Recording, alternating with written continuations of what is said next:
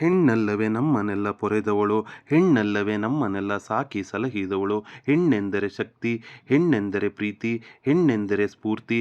ಆ ಹೆಣ್ಣಿಗೆ ನನ್ನ ಪರವಾಗಿ ಮಹಿಳಾ ದಿನದ ಹಾರ್ದಿಕ ಶುಭಾಶಯಗಳು.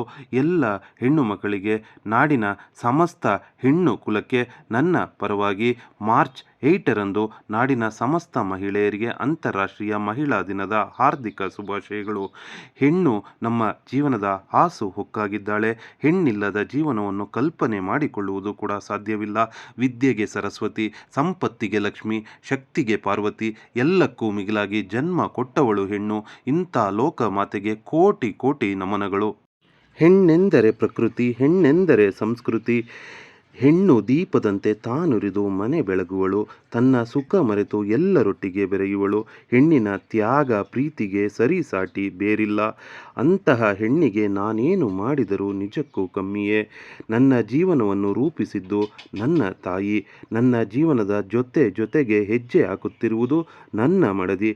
ನನ್ನ ಜೀವನದ ಆಶಾಕಿರಣ ನನ್ನ ಮುದ್ದಿನ ಮಗಳು. ನನ್ನ ಬಾಳಿನ ಪ್ರತಿಯೊಂದು ಹಂತದಲ್ಲೂ ನನ್ನ ಜೊತೆಯಾಗಿ ಹಿತವಾಗಿ ಬಾಳಿನ ಬೆಂಗಾವಲಾಗಿ ನಿಂತ ಹೆಣ್ಣೇ, ನಾನು ನಿನಗೆ ಚಿರಋಣಿ. ಅಂತಹ ಹೆಣ್ಣಿಗೆ ಮತ್ತೊಮ್ಮೆ ನನ್ನ ಪರವಾಗಿ ಮಹಿಳಾ ದಿನದ ಹಾರ್ದಿಕ ಶುಭಾಶಯಗಳು. ಹೆಣ್ಣು ಈ ದೇಶದ ಕಣ್ಣು. ಹೆಣ್ಣು ಸಾಧನೆಯ ಹಾದಿಯಲ್ಲಿ ಸಾಗುತ್ತಿದ್ದಾಳೆ. ಅಂತಹ ಹೆಣ್ಣು ಎಲ್ಲರಿಗೂ ಸ್ಫೂರ್ತಿ. ಅಂತಹ ಹೆಣ್ಣಿನ ಈ ವುಮನ್ಸ್ ಡೇಯನ್ನು ನಾವೆಲ್ಲರೂ ವಿಜೃಂಭಣೆಯಿಂದ ಆಚರಿಸೋಣ ಎಂದು ಹೇಳುತ್ತಾ ನನ್ನ ಈ ಮಾತುಗಳನ್ನು ಮುಗಿಸುತ್ತಿದ್ದೇನೆ. Thank you friends. Thanks for watching my channel.